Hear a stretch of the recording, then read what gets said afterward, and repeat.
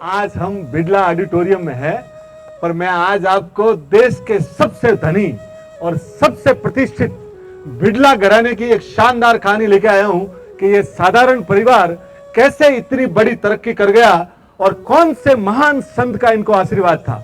उनका नाम था बावलिया बाबा और वो थे चिड़ावा के बाबा। तो उनका नाम है गणेश नारायण जी। 1847 में इनका जन्म होता है बुगाला गांव में, झुंझुनू डिस्ट्रिक्ट।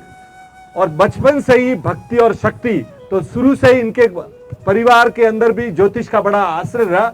और 1886 आते आते इनको जबरदस्त शक्तियां इनके पास आ गई थी। इनको एक बार छोकानी परिवार है झुंझुनू का, उन्होंने बोला कि आप हमारे लिए 9 दिन मां का अभिषेक कीजिए। तो उन्होंने बोला मैं कर लूंगा, पर आप मुझे 9 दिन कोई व्यवधान नहीं डालेंगे। बिना पानी उन्होंने 9 दिन जब चालू किया तो 8 दिन तक तो उनको कोई डिस्टर्ब नहीं किया गया। पर 9वें दिन किसी ने छोकानी परिवार को बोल दिया कि ये बावलिया बाबा है, आप अंदर जाके देखो तो सही अगला कर क्या रहा है। तो उन्होंने डिस्टर्ब कर दिया। उसके पहले माँ उनके आशीर्वाद देके गई थी कि आप भविष्य देख पाओगे। और दूसरी बार जब माँ आ रही थी और वो दरवाजा खुल गया और माँ अंतर्ध्यान हो गई, तो उस समय बावलिया बाबा की स्थिति बड़ी विचित्र हो गई। वहां से उनकी पूरी तपस्या भंग हो गई और वहां से वो गुड़ा गाडोली के जो जंगल है ना पहाड़ों में, वहां उन्होंने 13 महीना तक तपस्या की। पर धीरे धीरे वो अघोर पंथ के थे, तो धीरे धीरे उनकी ख्याता फैलने लगी।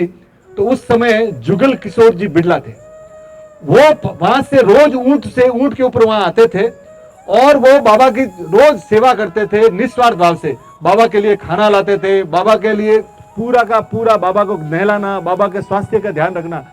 तो बाबा उनसे दिल से एक बार उनको प्रसन्न हो गए और बाबा उनको जुगलिया बोलते थे। बोले जुगलिया, आज तू चला जा, आज तू कलकत्ते की ओर चला जा।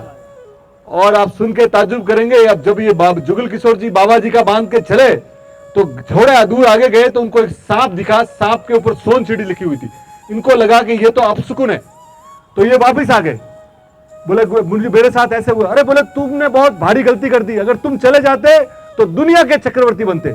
अभी भी तुम्हारे पास टाइम है, तुम अभी भी चले जाओ, पर याद रखना करनी और भरनी ये दोनों चालू रखना। यानी आज भी आप देखेंगे ना बिरला मंदिर, बिरला स्कूल्स, ये पूरे के पूरे उन्होंने बोले। और उसके बाद जब जुगल किशोर जी गए ना, तो वो दुनिया ही नहीं पूरी दुनिया के अंदर जो ये बिड़ला बा खानदान जो बना ना सर, ये सिर्फ चिड़ावा वाले बाबा की देन थी। आप ये सोचिए कितने बड़े शानदार रहे होंगे। आप सोचिए अपने यहाँ कितने महान संत हुए। और उन्होंने उनके अपने जो खेतड़ी के अजीत सिंह जी थे ना, जिन्होंने चिकागो भेजा था विवेकानंद जी को, वो भी उनके अनन्य भक्त थे।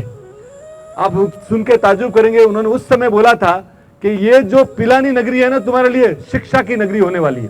और आज देखिए बिट्स के बच्चे वहां 10,000 बच्चे पढ़ते हैं। तो साहब जीवन में संतों की सेवा करते रहिए। यही संत है ना साहब, दुनिया के सबसे बड़े चमत्कार जो हुए इन संतों के कारण हुए। तो बोलिए चिड़ावा वाले बाबा की, बोलो चिड़ावा वाले बाबा की।